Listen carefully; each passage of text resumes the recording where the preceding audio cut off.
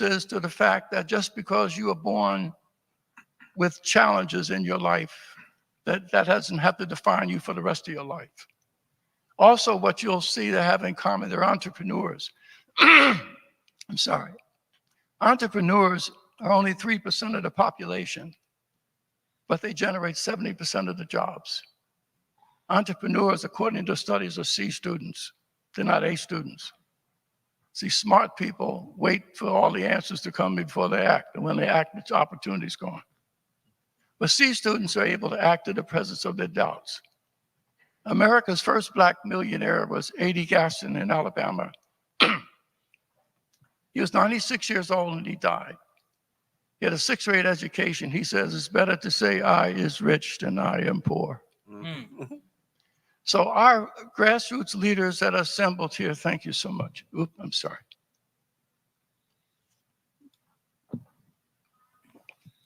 Our grassroots leaders who are assembled here are going to share with you their witness of how they walked the dark streets of crime and violence and predatory behavior.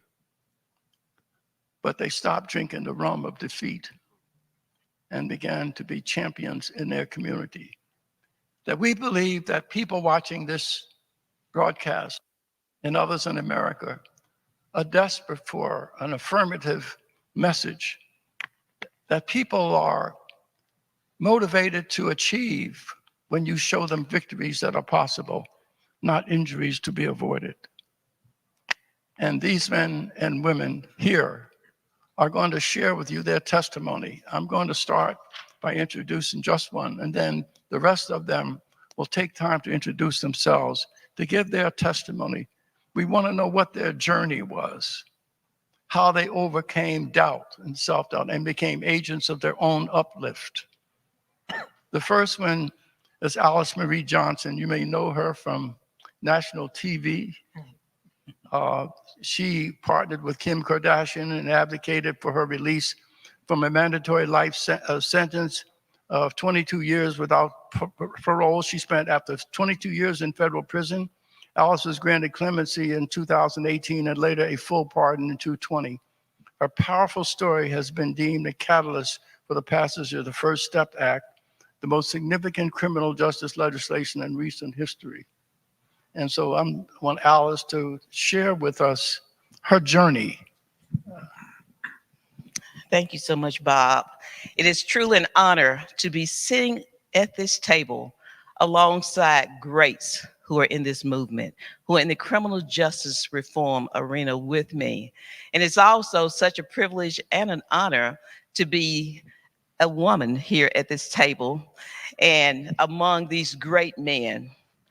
My journey began in 1996 when I was convicted on Halloween as the first-time nonviolent offender and sentenced to life plus 25 years in federal prison without the possibility of parole, not because of the crime that I committed, but because there is no parole in the federal system.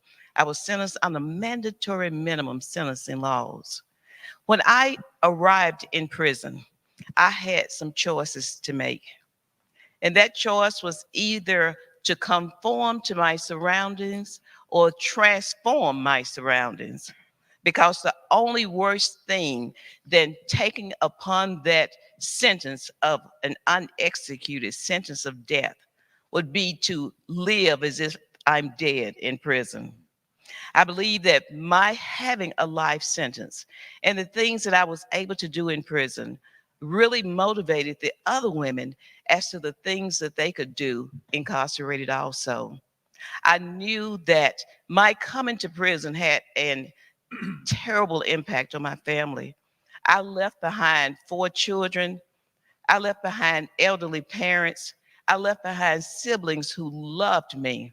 I left behind at that time only one grandson who was not even 2 years old.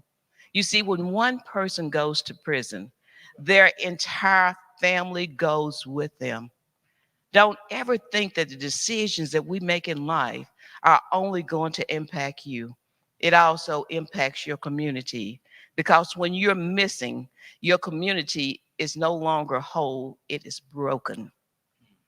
Going into prison and seeing so many women who didn't have hope, I truly knew after a very short time that part of my purpose there was to really impact for good the place that was living, because I was not dead there.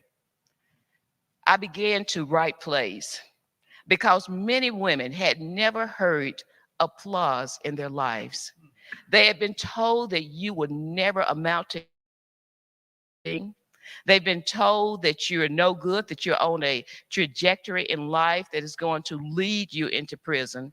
Many women had gone through trauma themselves. Some had mental issues. Some had issues with self esteem, which in itself can be a prison, even if you're free.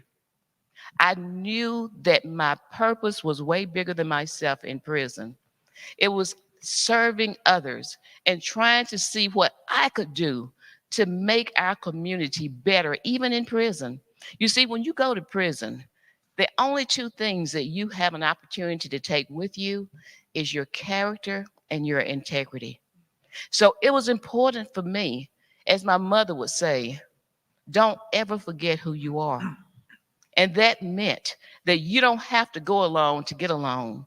Don't ever give up who you are, because they called me, my mother called me by my middle name, Marie. And when she said Alice Marie, I knew I was in trouble. But never ever forget who you are. And so walking into that prison, I was not supposed to have any hope. But because I had been given that sentence, I made up in my mind that the mistakes that I had made in the past was not going to define who I am as a person. The character and the integrity that I took with me in prison, I was not going to let anyone rob me of that. That became a turning point for me. I never planned in life or thought that I would become a prisoner. No one in my family, we didn't have a history of anyone being in prison. And I don't say that to boast. I say that as an eye-opening experience. Because you see, I was like many other Americans. I was afraid of anyone who had a criminal background. If I knew someone and they came to my house, I want you to clap your hands while you're there so I can know where you are. I was judging. But until I went and sat among the prisoners myself, then I understood. I understood that these are people just like I thought I was. These are human beings. These are not numbers. These are women. These are mothers. These are sisters. These are friends. These were grandmothers who I was incarcerated with. My strong message to them was, you are still mama, no matter where you are. You can still sow good seeds into the lives of your children. You can use your testimony, even while you're in prison, to divert someone else from coming that way. It does not have to become a generational curse in your family. It was up to them, it was up to me to break it so that we don't have to have our children coming along behind us and those who think that easy money is good money. You see, I made a mistake and I became involved in something that I never thought that I'd become involved in. And it don't matter what my role was. My role was a very minor role, but under conspiracy, it turned into a major role.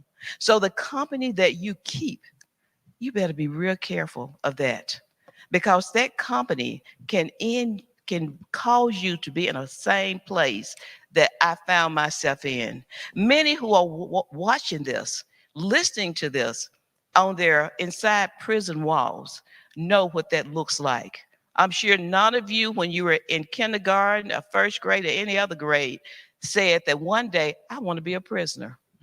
You had high hopes for yourself. But where you land at in a prison does not mean where you have to stay. If you came in with a prisoner's mind, you don't have to leave with a prisoner's mind. There is definitely hope. I started writing plays, and women realized that they had talents, they had skills, they could sing, they could draw. I pulled out artists, I pulled out everyone and said, I need you. And my word to them would be, the Lord has need of you. He has need of you to show up and be something different. He has need of you to challenge yourself, to think outside all of the thought processes that you had coming in here. You have an opportunity in prison. You can be whoever you want to be. Everyone has a story. A lot of them are made up. But right now, you can turn that page in your life and you can be something different. I started working with women who had death sentences because not a sentence by the government, but a death sentence that they were going to die in prison. So I became a hospice volunteer. And then I started putting together, looking for things that I could do to encourage other women who were marginalized. So I started working with women who had mental and physical challenges, and I put together the first Special Olympics that had ever been done in prison. The National Special Olympics came out, and they gave me an honor of Special Events Coordinator of the Year. And I think they made that up because they couldn't think of anything else to give me. But I just really want to tell you that I did not allow where I was. I'm here and you'll see me all over the TV, not because I'm trying to be famous, but I have become a voice for you who may not have a voice. I want you to know that I have not forgotten about you, and I will never stop fighting for you. And where I am in life today is truly by the grace of God, not because I'm special. And I want you to know that every one of you have destiny on your lives, but it's up to you what you do with it.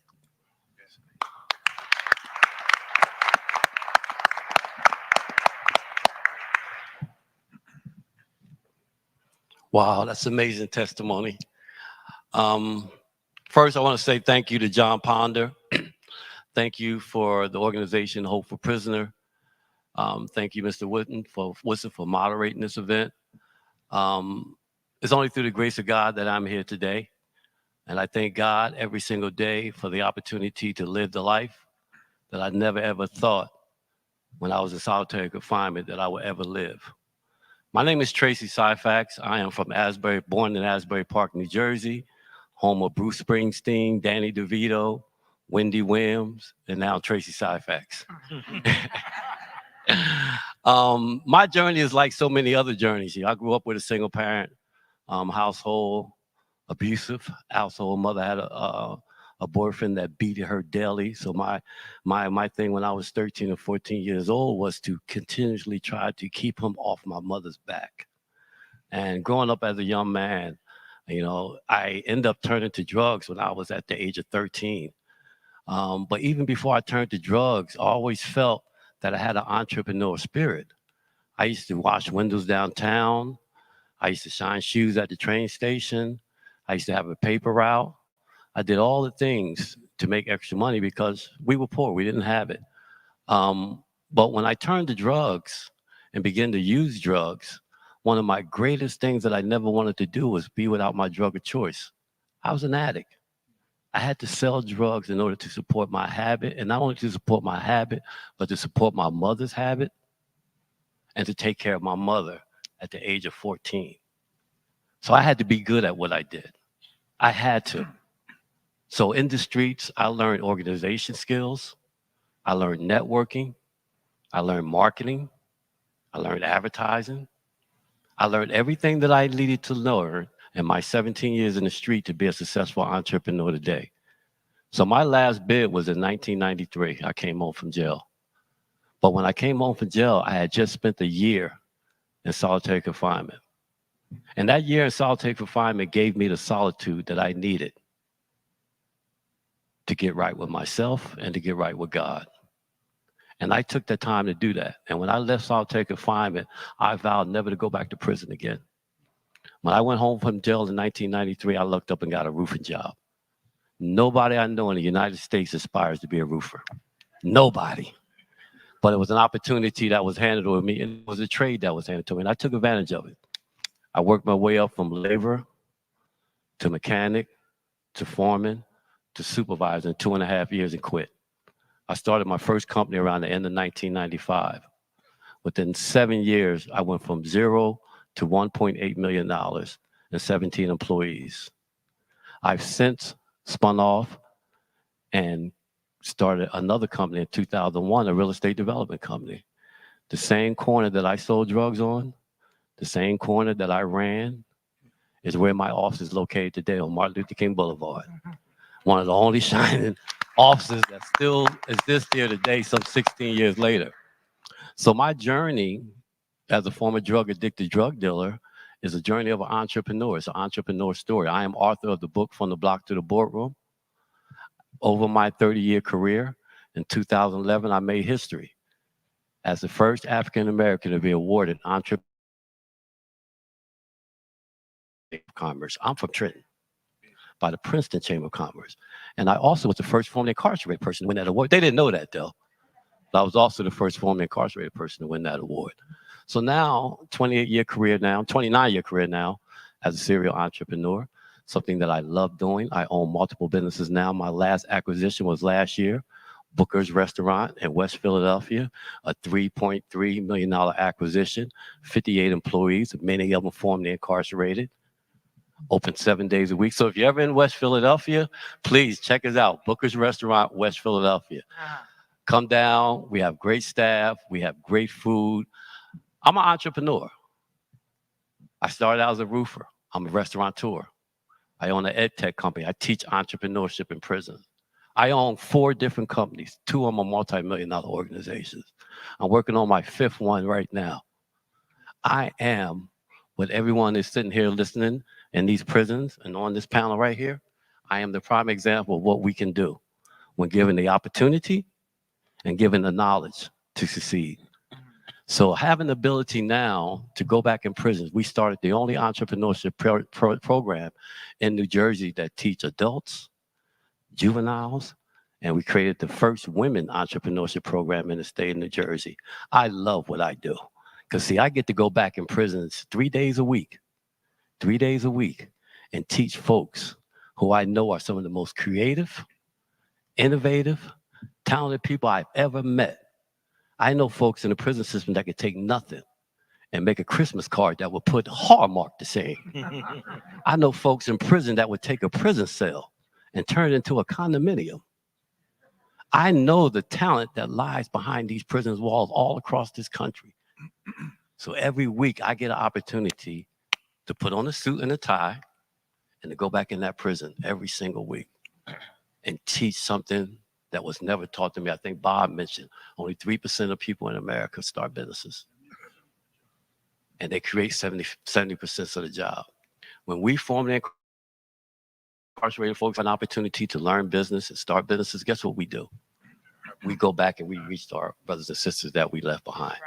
So when given the opportunity, in which we, everybody on this panel, and it is truly, when I say I am full to be on the panel with these men, and this young lady right here, who is famously known, and I just admire her, her strength, life in prison. I wouldn't have came out. I don't know what I would have did, but I thank God for her bravery and her steadfastness to be able to go through that and to come up here right now and share her story. It's such an amazing journey.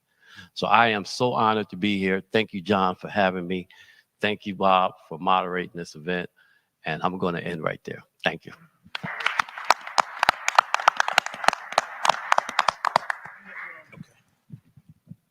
How y'all doing? I'm Anton Lucky.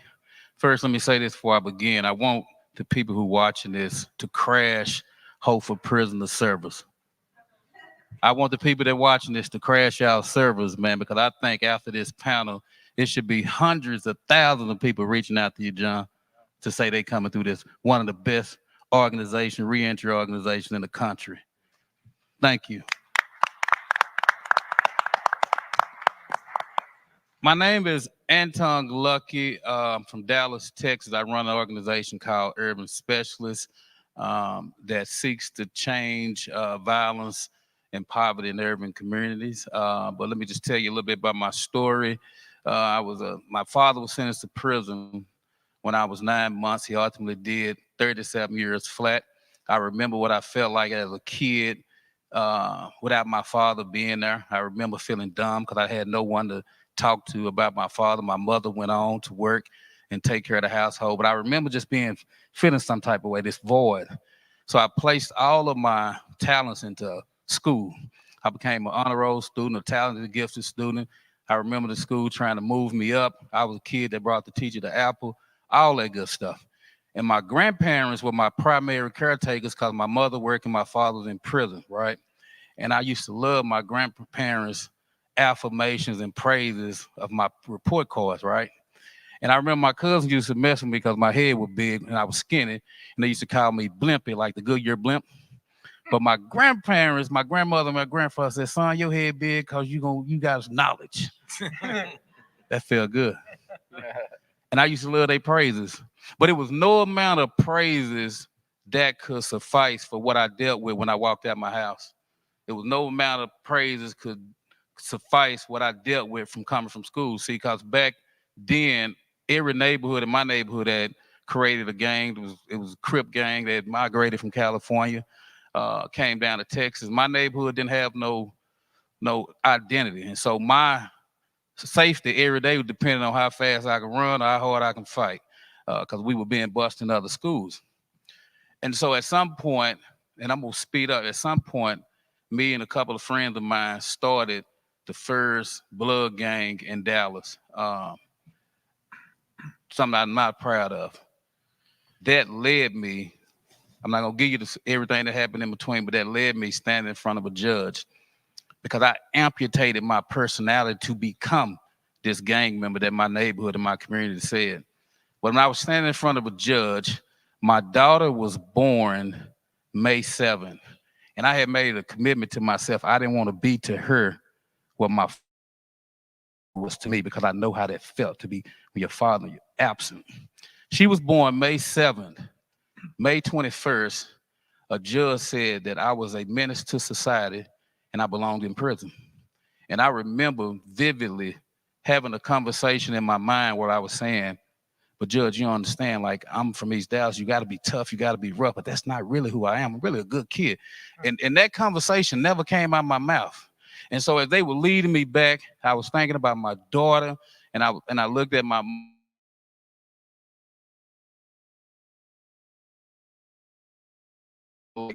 look on her face, like I failed her with that. Because you said, what was the catalyst? The catalyst for me was that young lady who's sitting right there. Stand up right quick, my daughter, Talia Lucky, who was born 2 weeks old when I went to prison. I went to prison with her on my mind. And so when I got to prison, what I saw in prison, because they wanted me to be the caller shots for the Bloods at the time.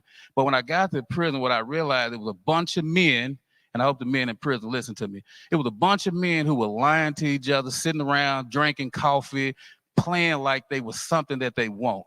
They wasn't.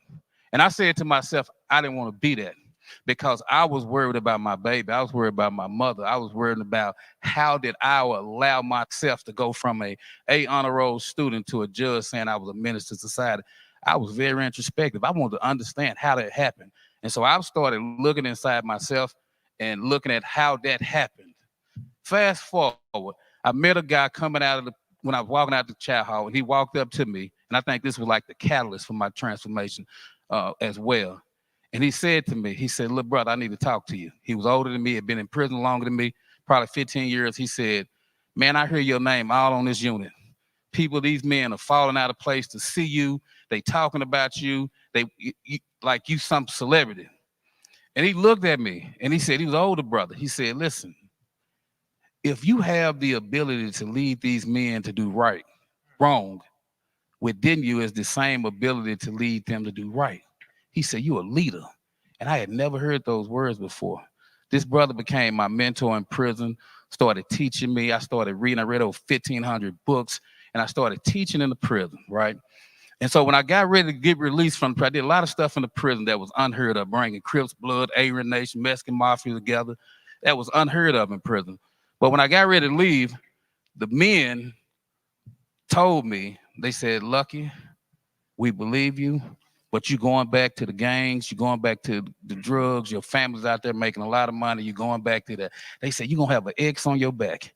They said, "And that X going to keep you out of opportunities. You're not going to be able to get an apartment, you're not going to get a job, et cetera, et cetera."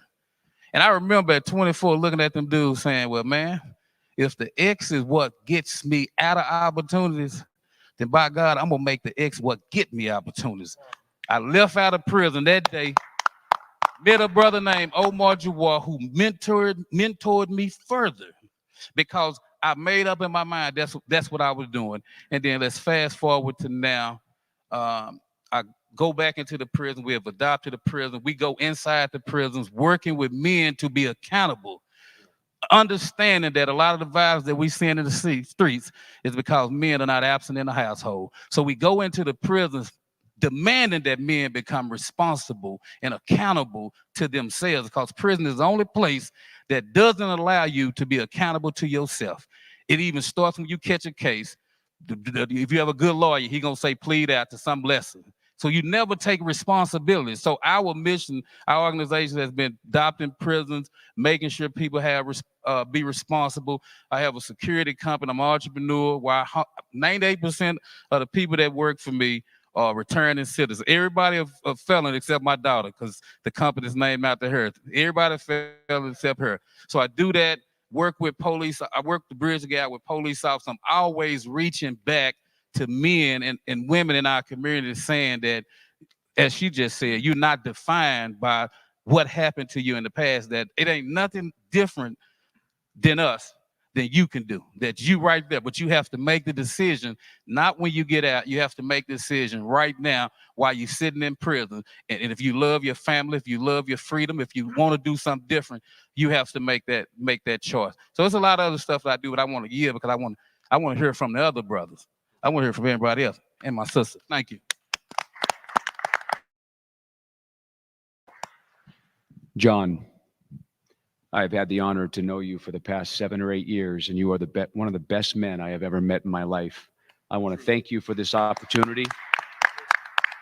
I don't say that lightly. I know you know my story. We get to travel around the country and around the world, and we get to do a lot of things like this, but this is probably the most powerful, the most impactful panel I have ever been a part of, and I am humbled to be here with all of you men and Alice. My name is Dave DeRocher. I am the executive director with the Other Side Academy in Salt Lake City, Utah. But make no mistake about it, I haven't always been the executive director of the Other Side Academy. My story began when I was very young. I learned to drink while I was at home. My family didn't sit me down and go, here's how you do it. I was watching, and that's how I learned. Stealing alcohol from dad at a very early age, smoking pot at a very early age, started doing cocaine at a very early age. It was expensive back then. I would imagine it still is today, but I didn't have a job as a teenager, right? Not that young. And I was stealing literally everything you could possibly imagine. Stuff that was bolted down, stuff that wasn't, got into my dad's wallet, stole the safe combination, got into the safe, stole thousands of dollars before he realized it.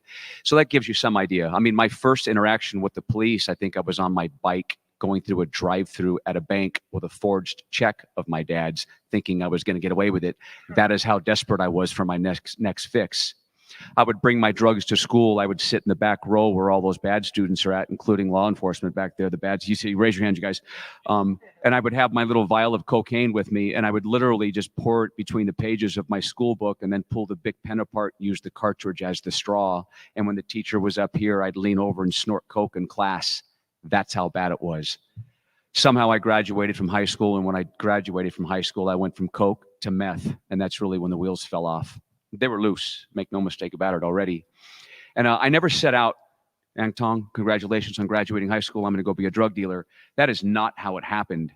It's just my means to an ends changed, and I started selling drugs, but I didn't want to ever be a drug dealer. I just buy some, sell some, buy some more, sell some more, buy a little more, sell a little more. And then, as Tracy was saying, that entrepreneurial gene kicked in that I didn't even know existed.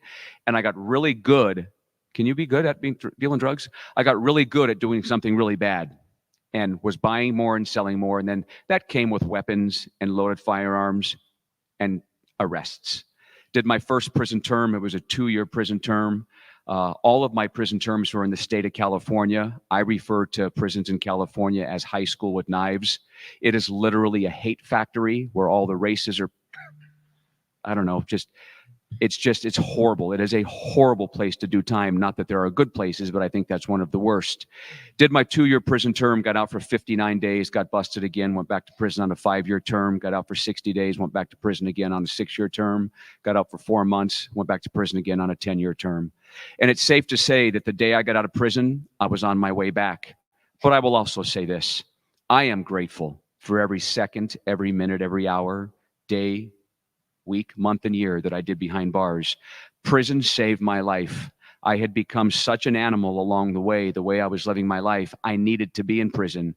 I had sold out. I had become a coward in the community and wasn't willing to do what grown men are supposed to do. And I started to buy into the prison beliefs and the prison politics, and I started to make a name for myself while I was in the inside. And it's fascinating as I look back now, and I was making a name for myself in prison. How do you do that? You do it by doing the wrong thing, right? I had a reputation. The reputation was built on doing the wrong thing. I had no character, which is built on doing the right thing. I started to believe that prison was where I was going to spend the rest of my life. This was home. I would show up and they would take care of me, and Dave's back here, send soup, send coffee, that kind of thing. Prison became some place where I felt comfortable. I kind of refer to it as hedonistic adaptation. I got to that place. Here's where I belong. I was wrong. After that 4th prison term, I got out. And as you could guess, got busted again. This was really the turning point for me. It was a high-speed chase that involved a helicopter, multiple agencies, and I took them on a high-speed chase because I had told everybody that I'm never going to stop again. They're going to have to take me because I don't want to go back to prison for the rest of my life. 2-year term, 5-year term, 6-year term, 10-year term. I knew the next time I wasn't coming home. So I took them on a high-speed chase. It ended in a pursuit intervention technique. The pit maneuver spun me out of control, pulled me out of the police car, and gave me one of the worst beatings of my adult life. And I had it coming, every bit of it. While fighting my case in the county jail, I'm looking at a 22-year prison sentence, and I start doing the math, and I'm like, well, I'm already this old. I'm not going to get out. This is not going to bode well. And I fought my case for a very long time in the county jail, trying to get it down to something manageable, and Judge Pacheco at that time was very emphatic that he wasn't going to give me anything less than 22 years, whether I plead out or whether I go to trial. I don't know whether he could have done that, but he had me believing he could. And I wrote a place called Delancey Street. Some of you may be familiar with Delancey Street. It's a 2-year re-education facility for people like us. They interviewed me, they accepted me, and the judge said no. And he meant it.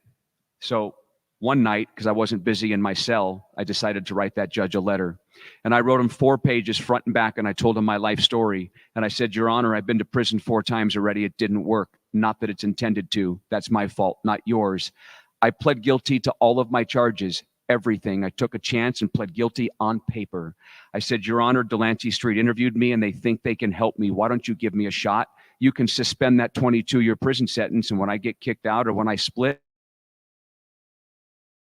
for the rest of my life, not that you need permission. Please give me the opportunity. And about 6 weeks later, when I went to court, I'll never forget the moment. Some things get etched in our brains like other things that we just forget, but this is etched on my brain. If you remember what a phone booth looks like, just half of a phone booth, metal cage, ankle irons, waist irons, handcuffs, sitting in that tiny metal cage, just wondering what was going to happen. I'm probably going to go back to my cell and continue to fight my case. And Judge Pacheco acquiesced and let me go to Delancey Street. And he suspended 22 years over my head. And he made it very clear that when I get kicked out or when I split, he's locking me up for the rest of my life. That I will never forget as long as I live, that I got an opportunity. I got a second chance. Now, I didn't know what change looked like, but I'll speak for myself. I needed more than treatment. I needed to go someplace that held me accountable to who I had become. I needed people just like me, people just like everybody up here that could tell me who I'd become and show me how to change. That was so important. Delancey Street afforded me that opportunity. It's a 2-year program. I stayed for 8.5 years in a 2-year program. Why? Because I could. That, I think, is the difference. And that's one of the areas I think we're missing in this country when it comes to treatment and long-term vocational training schools is the length of time. Since then, I moved on, and now I get the opportunity to help manage the Other Side Academy in Salt Lake City, Utah. Right now, we have 160 students. 160 students living on property. Our average student's been arrested 25.6 times. So it's the long-term drug addict coupled with the criminal piece. We are completely free. 30 months minimum residential, completely free. We take no money from the government, city, county, state, federal government, rich mommy and daddy, Medicaid, nothing. We do it ourselves. We generate all of our own revenue through our social enterprises. After all, shouldn't we? I broke my life. Shouldn't I be responsible for fixing it? And you can stay as long as you need to because the government's not involved. If they knew how to solve this problem, it never would have been created. So it's an absolutely awesome opportunity for people to come and change the direction of their lives. I believe in the DNA, in my DNA, and wholeheartedly that in order to be successful once we leave prison, we need an opportunity to learn to live in a healthy community. If you want us to live in a healthy community, we need to do better at replicating healthy communities like John is doing on the inside. It is imperative that we get to practice living a healthy lifestyle, not just hearing about it, not just reading about it, but practicing it. If there's one thing I can leave everybody with, when I went to prison the first time, the second time, the third time, and the fourth time, they didn't come up to me and hand me a sharp object and go, you can go over there to that yard and you can politic. Or here's a book, here's the schooling, here's your class you can go to. That didn't exist. I went over and I politicked, and it darn near cost me my life. We've got to get better once they have us. Once we are inside, we need to get exponentially better at providing opportunities for us to learn to grow and improve and become the 2.0 version of ourselves. That is where I think we're falling short in this country. That I think is what John is just working so diligently, and everybody else on this panel, to improve. That is where we're falling short, and that is where we all need to work. Again, thank you.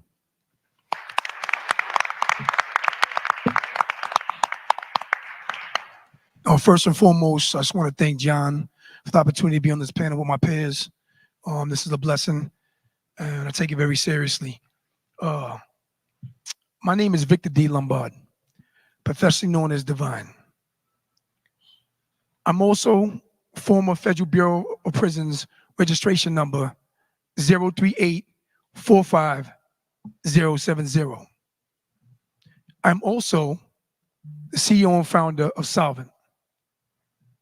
Solvent is a mobile-first, all-in-one banking and financial empowerment platform focused on individuals who are system impacted. Where's my story begin?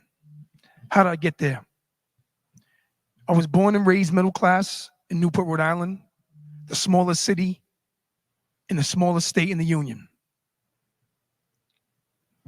Ironically, it was also known as the state's first resort, or the world's first resort, sorry. And my mother was somebody who was adopted. She lived in a home. She was raised by nuns. Never drank, never smoked. And she really instilled high morals in myself and my brother. However, due to my father's behavior, she would eventually leave him, have a mental and emotional breakdown. My life was changed forever. I was abruptly thrust into the projects and poverty, and not knowing how to handle that, I eventually returned to the streets to survive. Because during the 90s cocaine crack epidemic, my mother became addicted, and I lost her motherhood. With no father in my life, though I knew who he was, life became harsh. By 13 years old, I found myself hustling to survive and provide for myself, my brother, and my other siblings. My whole goal was to get back to the life that I lost, to get my mother off of drugs.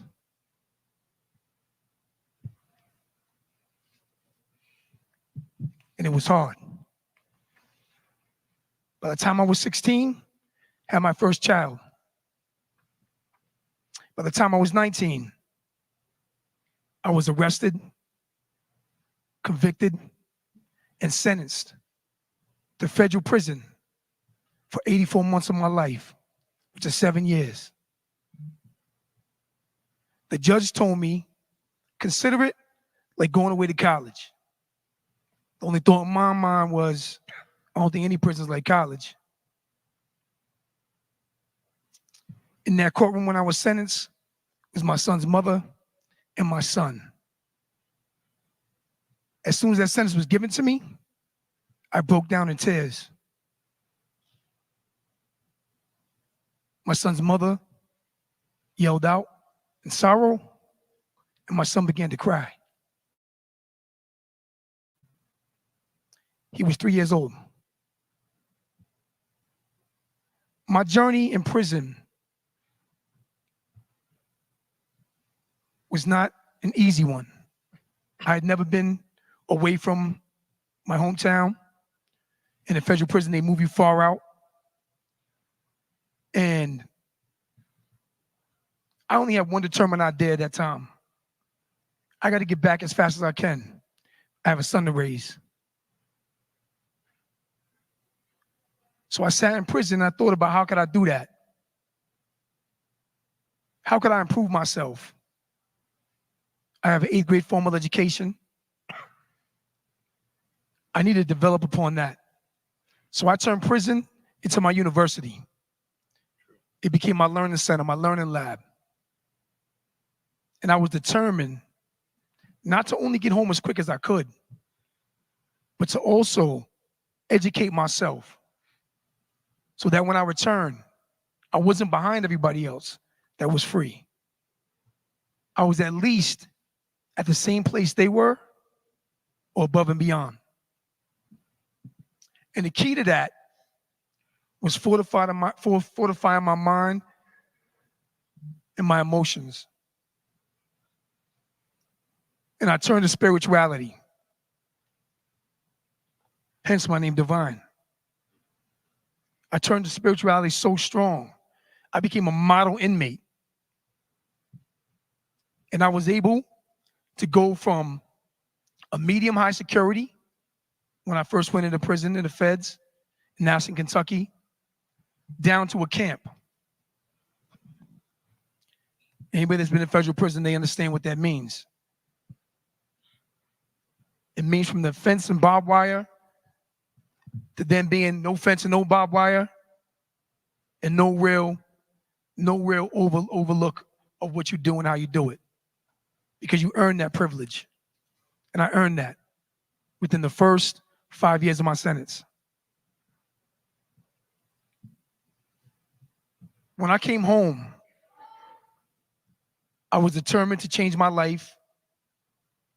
And, and I wish I could tell you the real feel-good story that I overcame prison. And as soon as I came home, I was able to make something of myself right away. Nah, it didn't happen.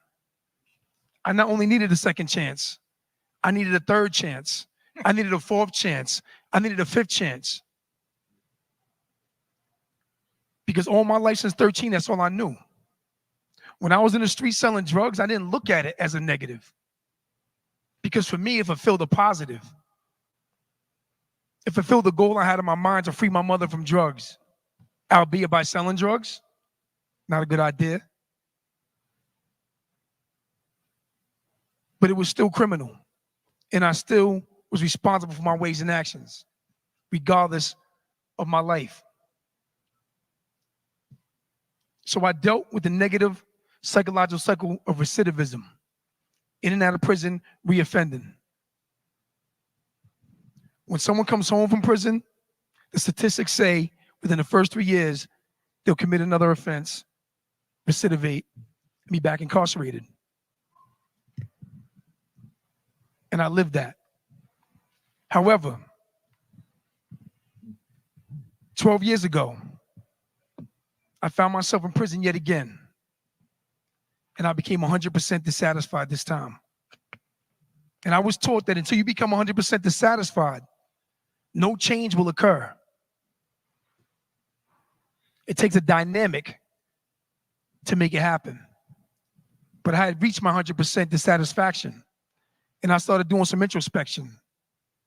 I started weighing in and out. What do I really love doing? What am I really good at? Well, I don't have a work history. I don't have a trade skill to lean on. Even though my father was a roofer and a carpenter and a painter, it's never my thing. So I said, what am I really good at? And as I thought about it, I said, yo, I know what I'm good at. I'm good at making money. I love the process of making money. And that's through business. And I thought about what skills have I learned that are transferable from the streets? As my brother Tracy was saying earlier, marketing, advertising, networking, sourcing product, manufacturing, production. So my goal then became to become a serial entrepreneur, become formally educated in entrepreneurship, and change my life forever. So while I was in that prison at that time, I came across an article about a famed Silicon Valley venture capitalist and billionaire who loved hip hop and used hip hop to teach business lessons to his employees. Why does that matter to me? Well, I happened to be a professional hip hop rap recording artist at the time. One of the things I learned while in prison the first time, everything about the music business. However, I did music because I loved it, not because it made me money. The drug game made me money. So music was something I just did because I loved it. But I was intrigued by this story. And when I checked that story out, I reached out to him on Twitter and asked him to mentor me. And my life was changed forever. Thank you. Thank you. We have a hard stop at about 3:30, so let's everybody just try to stay in. Go ahead. It's an honor and a privilege to be before the community as someone who has successfully reintegrated back into society. I want to thank John Ponder for this opportunity. My name is Kedrian Brewster. I spent over 13 calendar years in the Texas Department of Criminal Justice. I have 4 aggravated robberies with deadly weapons and 4 aggravated assaults with deadly weapons. I tell you that because when I got caught, that wasn't the first time I done it. It was just the first time I got caught. I was raised to believe anything I want, I can just go and take it from you. I was raised, my mother was a drug addict. I had to grow up watching my mother prostitute in order to make money. I've seen my mother selling her body in order to be able to put food on the table for me and my family. I grew up gang banging. I'm from a certain side of town. If I catch you, you got the wrong color on, you from the wrong side, it's up. That was my belief. I honestly felt in my heart that this is how I was supposed to live. While I was incarcerated, I would be on the rec yards bragging with my friends about the way we was raising the little homies where I'm from and how we putting it down. This was a badge of honor for me. Only for 2 weeks to go by and I'd be getting called to the chaplain office and they tell me that your 16-year-old brother just got his head blew off. And it was in that moment that I realized you never think it's gonna be you until it's you. I couldn't believe they told me that my little brother just got killed. We have to stop giving the little homies bad game. We have to understand that we have youngsters that are looking up to us, idolizing us and respecting us. And if we lead them down the wrong path, they'll die. While I was incarcerated, they'll call me back to the chaplain office to tell me, Kedrian, your mother just died from a drug overdose. These are the things that people that are incarcerated seem to forget about in society. I came home to my family being gone. It was over with. The biggest reality to me when I walked out of prison was my girl asked me, baby, what you want to go do? All those years that I sat in prison, in my mind, my vision was always when I get out, I'm finna go home. Mama gonna cook them neck bones and it's gonna be good. Well, when I walked out to that parking lot and my girl asked me what I wanted to do, the reality of my family being dead hit me. That's when I began to understand we have to stop giving firsthand loyalty to secondhand causes. It was in that moment that I saw my potential and my talent. I've never been a dumb person. This morning we went to go speak with some youth and my number one message to those youth was I dumbed down who I was to fit in with them. I acted a damn fool. The key word was act. I've never been a dummy. Never. If it's one thing that I could tell the guys that's incarcerated, the main thing I would be telling them is to believe and invest in themselves. My transformation took place while I was incarcerated. mentally, physically, emotionally, spiritually. All I did was invest in myself. I'm a well-read individual. Out here in society, when I meet people, I think it's real fly when I'm talking to them and then I tell them I've been to prison. They be like, what? You been to prison? You better know it. I get a kick out of that because I know you never thought that I would be that person. That's just confirmation to me of how I really have changed. I explain to people, I go into different institutions throughout the country. I have a lot of chains. I got big goals and Jordans. I do that because I want the culture to understand you can have these things and be successful. Don't be under the impression that in order to get the big chains and the pretty whips, you have to commit a crime. I intentionally go out of my way to walk around in Jordans and big chains because I want you to know I'm a successful business owner. I own a trucking company. I'm a published author. I'm a father. I do great things in life. So if you choose to judge me based off my appearance, that's going to be your loss, not mine. I explain to the guys that's incarcerated, if you don't believe, who else going to believe? If you don't love you, who else going to love you? People that are incarcerated are at their most vulnerable moments. That's the moment that I am encouraging individuals to be pouring into them. That's the time to be pouring into them. When I walked back home, when I came out of prison and I saw the landscape, out of 13 years, I still had associates that were still hanging the hood at the stove, that were still living at home with their mamas. When I saw that, I said, oh, it's up. I got a leg over them. The leg is the work ethic, the drive, the passion, the commitment, the sacrifices, the things I'm willing to do that they're not willing to do. I started with one truck. That one truck turned into 10. I never intentionally meant to build a big business. But when you believe in yourself just this much, you'll be surprised at what can take place. God blesses effort. If you never put forth the effort, how can you get blessed? Yes. I often tell my peers that sitting inside this prison, please look at me when I tell you, when you are born, you look like you look like your mother and your father. But when you die, you're going to look like the decisions you've made. Please, while you sitting inside that institution, better yourself. And to my people that's in the audience, I want y'all to understand that today's inmate is tomorrow's neighbor, tomorrow's co-worker, tomorrow's employer, tomorrow's employee. So it's very important that we are working with individuals that are reintegrating back into society. Public safety is rehabilitation. I don't want you living next door to me if you haven't reformed. I greatly encourage y'all to continue to support Hope for Prisoners, John Ponder, and what they doing out here because it's truly impacting the community. Thank you.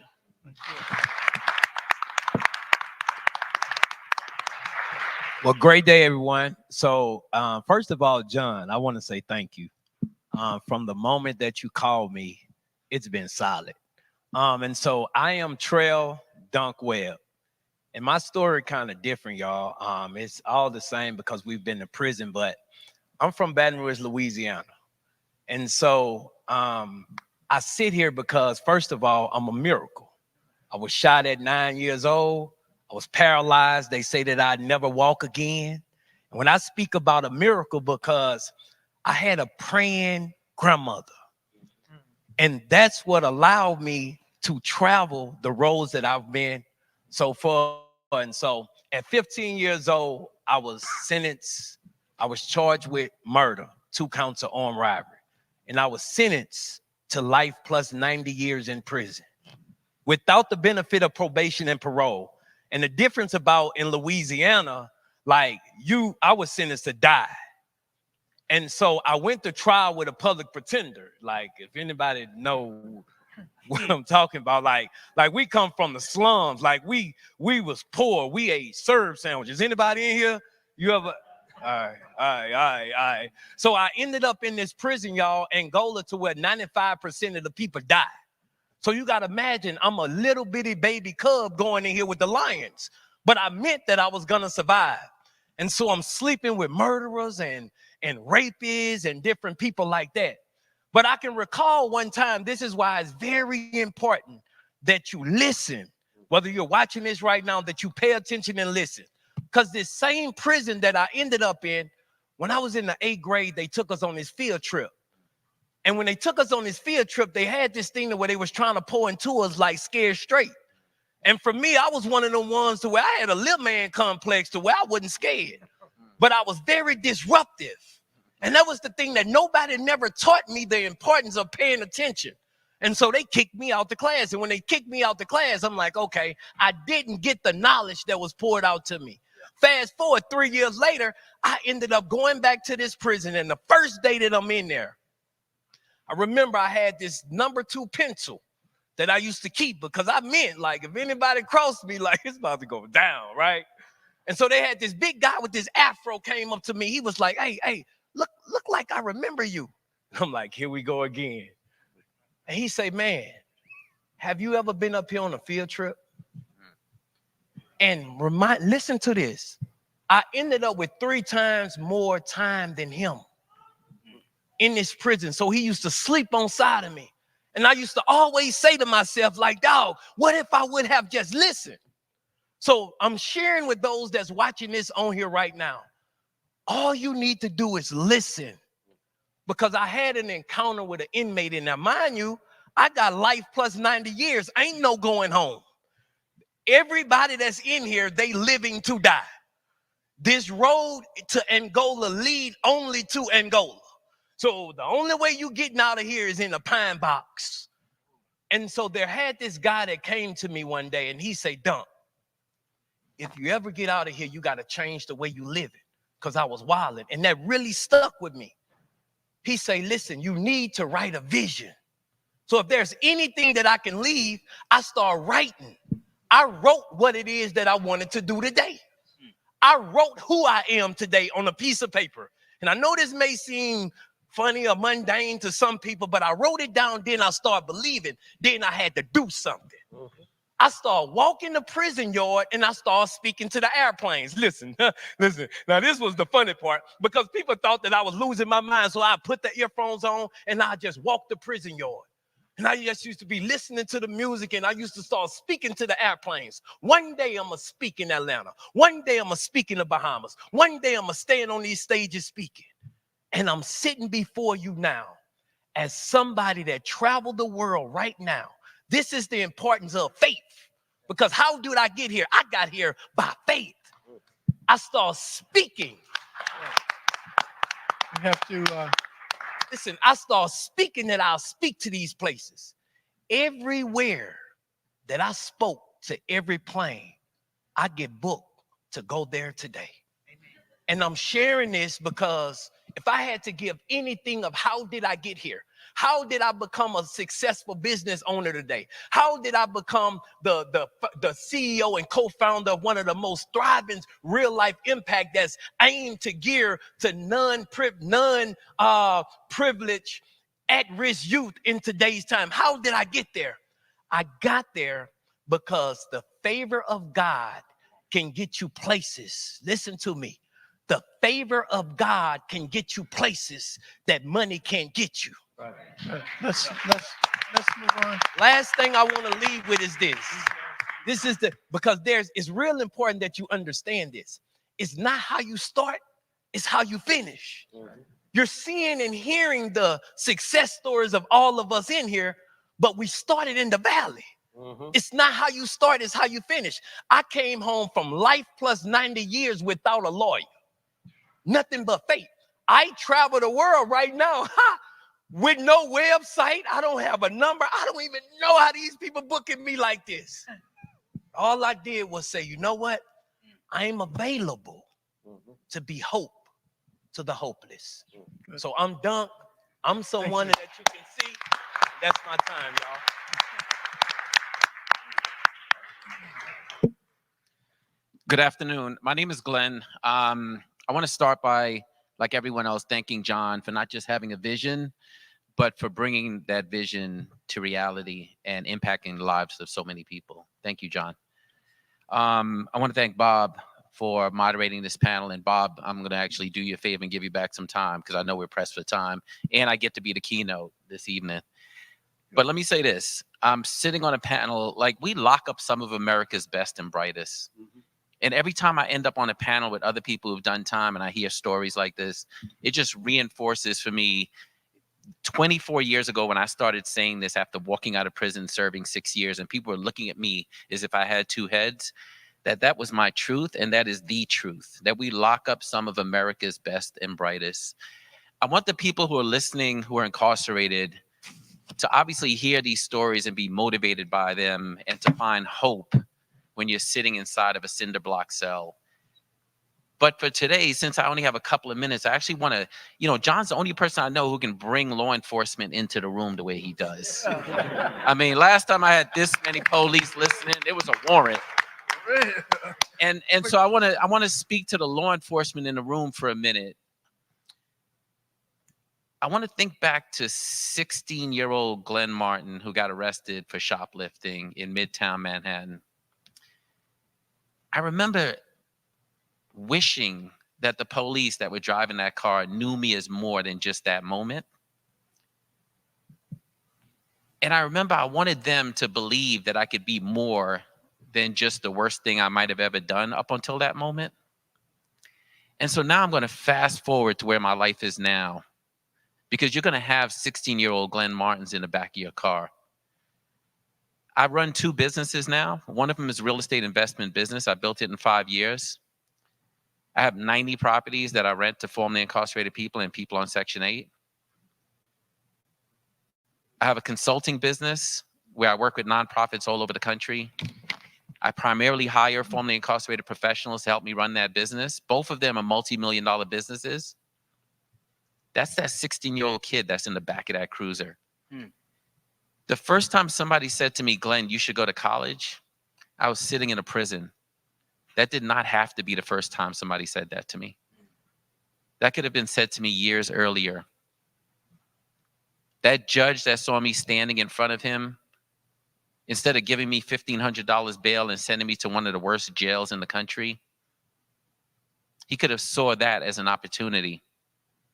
So while we wait to get a criminal justice system that's more parsimonious, more proportional, has more social justice built in, and more equity, I want to speak to the people in law enforcement, because when you hear and live and practice everything that amounts to what we call mass incarceration, it's easy for anyone to be like, well, what am I supposed to do about all of that?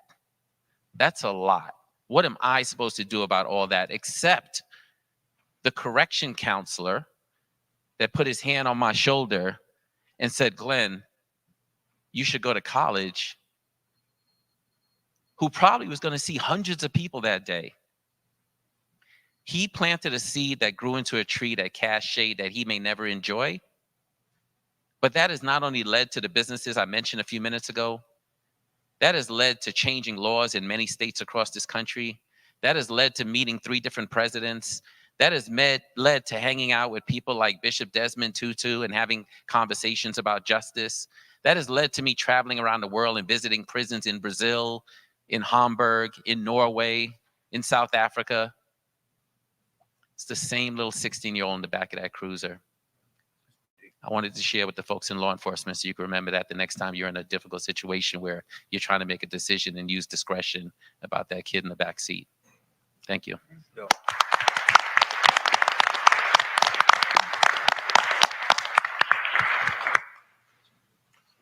Oh, I'm supposed to be talking. Oh, I was like over here listening, having the time of my life over it. Like, these folks are dope up here. First of all, going back down to Tracy, you teach a lot of, you've been teaching entrepreneurship for a long time. You want to teach somebody how to make that bread pudding that y'all got ever Booker's? If you ever make it a chance to get to Philly, go to Booker's and try the bread pudding. I promise you, thank me later. My Instagram is Marcus_Bullock. DM me. I promise you, you thank me later. I think one of the things that's dope about these kind of, you know what, John, let me thank you as well. Everyone did, get the courtesy. Thank you for bringing us out here. First of all, I want to thank you for waiting until I got off probation to have this conversation. There's a lot of felonies going on up here. There's a lot of time in prison going up here. I would have went back to prison messing around with y'all. There's a lot of felonies up here. Anyway, this is dope though, right? Like you hear these, these stories, right? And I don't know if you guys seen the marquee, but like this is the panel for the comeback kids, right? Like folks are coming back in an enormous way, and for real, like how many people on this panel I knew, right? Like People are glossing over the multi-million-dollar organizations that they're running. I mean, these are some of the same people that probably had like $38 on their books when they was locked up. They was making 30, I promise y'all, they ain't gonna tell y'all, they was making 35 cents an hour. 30 cents an hour, you know what I mean, just a few years ago, right? And now they talking about, like, you got, I mean, restaurants, I mean, what's it, you said 10 trucks? How many trucks you got? Unfortunately, that's spoken like a true entrepreneur. You got fintech companies. I mean, yo, Glenn said, or he said on accident, he got 90 properties. Who in the world says they got 90 properties on a panel by accident? And so I think it really is I'm having fun up here. If y'all don't know, I'm having the time of my life up here. But now, John, this is really dope, you know, what you put together. I'm Marcus Bullock. I'm just having fun. I don't even know why John asked me to come up here. I did do time in prison, though, y'all. Nah, I'm having the time of my life. I ain't going, man, I'm in Vegas. You know, I live in D.C., man. I'm in Vegas, man. I live in D.C., and I grew up in prison. Like, I went to prison when I was a 15-year-old kid, too. So I carjacked a guy in the shopping mall parking lot. Me and my best friend, we went to high school, my sophomore and his junior year high school. We carjacked a man. We stand in front of a judge, and the judge sentences us. He sentenced me to 8 years in adult maximum security prisons. Now, I'm 15 years old, and I heard the sentence, and if I'm being honest, I didn't really understand what was going on at that time. So I paused the court, and I'm like, Your Honor, I want to say something. He's like, sure, young man, you can go ahead and stand up. So I stand up. I'm like, Your Honor, so I understand we got to deal with this carjacking thing, and I got 8 years, but I just got bumped up from JV to varsity on my basketball team. 15-year-old brain. I just got done bumped up the JV to varsity, and so I'm going to go ahead and play in a state championship against Sherwood High School, and then we'll come back and revisit this whole 8-year sentence thing later. The judge looks at me with complete utter confusion. He's like, young man, clearly you don't understand the magnitude of what's happening here today. So I'm going to remand you to the custody of the sheriff while your lawyer explains to you what's happening in the holding tank. And I'm like, all right, cool beans, say less. Like, man, they teaching me how to play chess out there. Like, I'm learning how to play all the card games. And for real, this is the most ESPN I've ever watched in my life. And so some of y'all, if you've done time, and y'all that's in there, y'all probably, somebody got on ESPN right now. Y'all looking at the finals recap right now, like LeBron God? Yes, end of an era, bro. Sorry. Anyway, so it's wild, right? Because, you know, you sit in the cell, and my brain couldn't really understand what was happening. And as a 15-year-old kid, you know what I mean? I'm thinking that, like, my mom is going to talk to the lawyers and the prosecutor. These are all new vocabulary words that I had never heard before. I was in earth science and biology class. Like, my vocabulary words were achondroplasia and mitochondria, right? Like, these new concurrent and consecutive sentences, this is all new stuff that y'all bringing into the conversation I ain't never heard of before. And it's wild because during that era, when I thought that I was going to go from prison, it was 2 years later when I was in prison, got transferred to the third prison by the time, and I met somebody who was in his mid-50s and in prison. And when I meet him, that's my boy Danny B. My boy Danny B, I'm 17, he in his mid-50s. You know, prison is one of the only places you can be 17 and one of your best friends in his mid-50s. And so I'm like, yo, Danny, real loud. So I'm like, yo, Danny B, how long you been in here? Because I've been here for 2 years, and I'm a vet. Like, I know how to do all this. I got my store box going. I got my 2-for-1s operating. I got my cigarettes. I got everything. Where I can show you how to do time, right? And I'm 2 years in. I got my vet. And Danny B, he looks at me. He's like, man, I've been here for 31 years. And when he told me he had been here for 31 years, my heart drops down to my toes. Because now I realize if they would make a man serve 31 years in prison, they would make me serve all 8 of mine. And that was the actual real day that I got sentenced. Even though it was 2 years ago that I sat in front of Judge Klein, that was the day I got sentenced. I got angry. I got disappointed. I was hurt. I was beefing. I was mad at everybody. I was mad at my mom. I was mad at my lawyer, the prosecutor, the judge. I was mad at my cell partner. My cell partner got life plus 43. And I'm sitting in the cell with him every day. And he's always talking about how he's going to die looking at cinder block walls. I got 8 years, but I can't really quite grasp that vision of freedom, mostly because everything I was surrounded by was hopelessness. And was an interesting time because my mom, she saw this, and my mom, she swept in, and my mom came to visit me on one weekend after I told her, never come and visit me again. I'm going to die in prison, or I'm going to end up having to do something in prison to protect myself, and I'm going to have to run my time up. So I don't want you to have to go through this. I don't want you to have to go through the pat downs in the visiting rooms and pressing 0 and accepting these $18, 15-minute collect calls and driving 4 hours one visit me 45 minutes to drive 4 hours back. I don't want you to do this anymore. So let me do this time and start grieving now. My mom came to visit me after I told her this on that collect call. And I walk in the visiting room. I'm like, lady, what are you doing here? Like, I told you not to come and visit me anymore. And my mom is like, boy, I will go up beside your head if you ever call me with this foolishness again. You are my son, and you cannot out-criminalize my love for you. I will be here to support you for the rest of your days, or mine, whichever one comes first. And in fact, I'm gonna make a promise to you to either write you a letter or send you a picture every day from this day forward for the next 6 years of your prison sentence until you come home, just so you can see what life looks like and what's waiting for you outside of these walls. It's wild because I'm sitting in the visiting room and she tells me this, and I'm like, so you mean to tell me you think these flicks gonna do anything, gonna change anything in my life? And so she's like, you can't stop me. Couple days later, of course, mail call starts happening, and these people start calling, the CEO start calling my name every day. And I don't, for all of y'all that's locked up, let me tell you something. I understand that mail call means absolutely everything to you. I know what it means because I was one of the ones that sat in the cell, and I was blessed to hear my name called while all of my friends, they hobbled around and was hoping and praying that somebody would love them the way that my mom was loving on me. My mom wrote me letters, and she would send me the wildest pictures, y'all. I tell people all the time, my mom was like Instagram before Instagram. She would take pictures of food before it was cool. She would write me long letters with these pictures, and, Marcus, one day you're going to enjoy your fat, juicy burger when you come home. One day you're going to enjoy your pillow top mattress when you come home. And she would write me these letters, and it was wild because I'm sharing these letters with my boys on the unit. All y'all know, y'all done did it before. You got mail, you bring them straight out to the day room, and then you're like, yeah, look at my so-and-so. Where daughter at? Daughter, I promise you, it was pictures of you that he was showing you off to everybody. It's what it was, you know what I mean? Because these are the people that's closest to you, and these are the moments that we don't get a chance to have, similarly to like you and I have when we double tap on a picture on our scrolling screens. It's no social media or easy emailing or texting or any of those tools in prison. And so when I came home from prison and tried to figure out how to get a job, I finally found a job at a paint store. I ended up starting a painting business. And I ain't even started painting business because I want to be entrepreneurial. These folks are brilliant. I'm starting the painting business because this is a side hustle, and people will come into the paint store and they will be complaining about their contractors not showing up when they're supposed to show up on Monday, Tuesday, and Wednesday. And I'm like, oh, for real?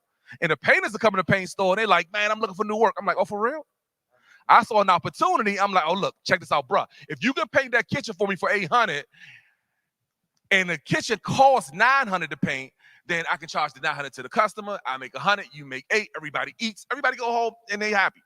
This is a minimum wage job that I'm working, but that painting business that I was starting on the side continued to grow over time. I wouldn't realize it, but when I looked up, we had hired 18 people, and the first 16 of them had felony convictions just like me. What the wildest part about that, John, is when you're doing a job interview and you're the employer and you're like, yeah, you're going through all of the steps, and I'm like running the business now, and the person on the other side is me sitting there like, so I have something I need to discuss with you. I want to let you know before we get any further. I have a felony conviction. And I'm sitting on the other side of the desk. I'm like, bro, you got a felony? I got 3. What you do? You did what? You knew you was going to do a bid for that. You hired. Come on to the table. And it was wild, right? Because we grew this company, and my friends I was locked up with, they will watch me be able to grow this new painting business. I would travel the world. It was super dope. I had these amazing experiences, but I wasn't sending pictures back to them like my mom was doing for me. I felt horrible, and I knew that I had to solve that problem. And so we took a bunch of cash out of that painting business, and we launched what's now called FlickShop. FlickShop is a mobile app that we launched that allows our users the ability to take a picture, add some quick text, press send, and for 99 cents, we print that picture and text on a real tangible postcard, and we ship it to any person in any cell anywhere in the country. Thank you. Now, shout out to all of y'all that's watching, because I'm sure you guys have probably received hundreds or thousands of FlickShops, and I'm super grateful for what each one of those singular FlickShops mean, because what I want to point out is that while it was my mom, some of y'all got sisters. Some of y'all got brothers. Some of y'all got people that you're gonna have to ask for forgiveness, and some of y'all got people that's in your corner. And what I don't want you to do is take that for granted, because what I learned from my own personal experience of growing up in prison, coming home and struggling right away, and even believing and praying while things didn't happen, was that I couldn't outwork my relationships. It was the relationships of the people that God placed in my life that were there and present for a time and a season, and they were there purposefully. And if we don't leverage those, maybe it's the counselor down the wing from you. Yeah. Maybe it's the person that's living in your housing unit. Maybe it's the dude that just saved you from getting in a fight with the bomber that they ain't pay you your 3 honey buns that he owed you at store day. Whatever the thing is, there are people in your life that you can't outwork the relationships. And I promise you, if I don't do nothing else while I'm here in Vegas, I'm about to network with these brothers up here, because this is where it really happens. And I promise you, you got next. Well, thank you. Thank you. We're going to have to close this out, but I want to just thank everybody. I just want to, in lieu of a prayer, I want to just offer some words that I think all of you exemplified it. Advice can point you in the right direction, but a person of character takes you by the hand and leads you there. And something else, that it is in the quiet crucible of your own personal suffering that your noblest dreams are born and God's greatest gifts are given to compensate for what you have been through. God has compensated you and given you a charge. If this nation is to be served from the moral and spiritual freefall that we're in, it's going to come from people like you who are witnesses to this truth of His. You notice that nobody whined and complained about their situation was caused by some external factor. And that's where restoration and redemption begins, taking responsibility for yourself. Let me turn it over to John. No, I was just going to say, can we give Bob a hand for that? Can we give these comeback kids a gigantic round of applause? Want to give, yeah, so we can give them a gigantic, man. Thank you guys so very, very much for coming out here. And I just want to say, as we close, I want to talk to the men and women who are watching online on the tablets. The 500,000 of you are sitting in your cells. I want you to understand that if you look at this panel represents over 200 years of incarceration. But on the flip side of that, it represents over 200 years of freedom. There was one common theme that ran through each of their conversations. Number one, it was their relationship with God. But the number two thing was that their transformation started while they were in prison. Please take a look at these examples. Know that there is nothing on the inside of them that's not on the inside of you. And you can tap into that while you're inside those institutions. A young man or older man once said to me while I was in maximum security United States Federal Penitentiary, and he said this to me. I'm going to say this to you in closing. He came to me and he said to me, you know, John, if a man was to study just one subject, 1 hour every day over the course of a 5-year period, he will become an expert in that subject. Let me say that again, because it's worth repeating. He said if a man or woman was to study just one subject, 1 hour every day over a course of a 5-year period, he will become an expert in that subject. And then he looked at me, and what he said next changed my life. He said to me, what do you want to become an expert in?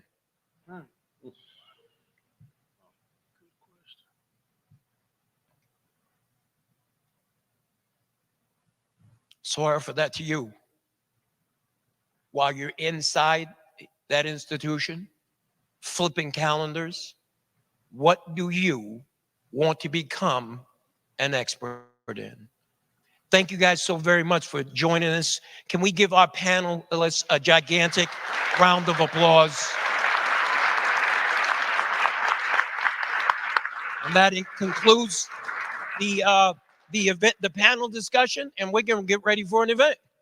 Thank you, guys.